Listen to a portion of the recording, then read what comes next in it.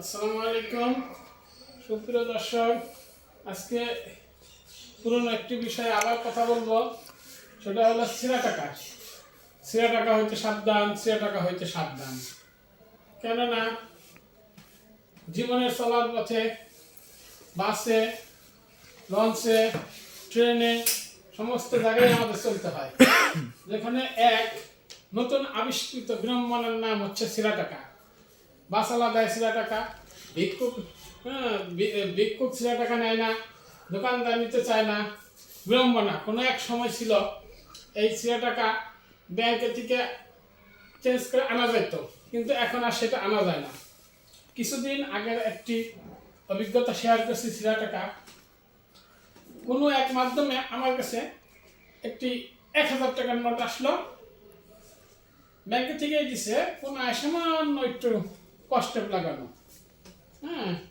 তখন কি করবো, কেউ নেয় না।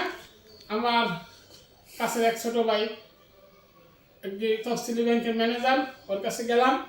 সে টাকাটা আমাকে চেঞ্জ করে দিল, কিন্তু বললো যে ভাই এবারকার মতো দিচ্ছি, এরপরে কি করবেন, এই যে টাকা নেওয়ার সময় একটু সাবধানে নেবেন, কারণ সহজেই ছিঁড়া টাকা চেঞ্জ করা যায় না। ঠিক আছে?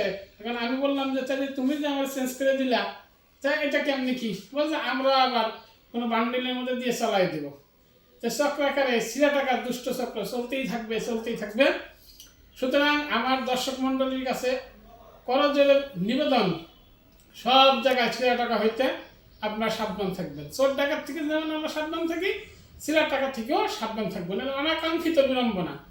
যদি সাবধান না থাকতে পারি, শেষ পর্যন্ত কি হবে, আল্লাহর সাথে প্রতারণা করতে হবে। ছিঁড়া টাকা চালাতে না পাইলে মসজিদের দান বাক্স তো আছেই। সুতরাং এই প্রতারণা আমরা করতে চাই না।